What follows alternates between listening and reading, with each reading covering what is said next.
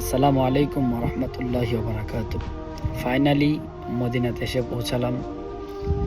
আসলে ওই মুহূর্তে কথা বলার কোনো মুড থাকে না। মক্কা শরীফ থেকে যখন মদিনাতে আসছি তখনই তো একদম মনটা যে কি অবস্থা হয়েছে এটা বোঝানোর মতো না। এজন্য ভিডিওটা শেয়ার করা, কারণ অনেক কিছু বলি আমার দেশ বেস্ট, আমার দেশ বেস্ট। আসলে এই যে বলি গোটা দুনিয়ার সব দেশকে যদি আপনি এক পাল্লায় রাখেন আর আমার নবীর রওজা শরীফটা যদি খালি এক পাল্লায় রাখেন, কোনোদিন সমস্ত পৃথিবী মিলেও কি আমার নবীর রওজার সমান হবে?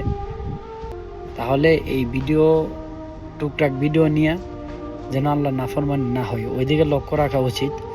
কারণ নবীজির রওজার শরীফের সমতুল্য পৃথিবীর কিচ্ছু হবে না। পৃথিবীর সবচাইতে সেরা, সবচাইতে শ্রেষ্ঠ জায়গা হচ্ছে মক্কা আর মদিনা। এটা একবারে চিরন্তন সত্য। সো এগুলা নিয়ে বাড়াবাড়ি করবেন না। ধন্যবাদ।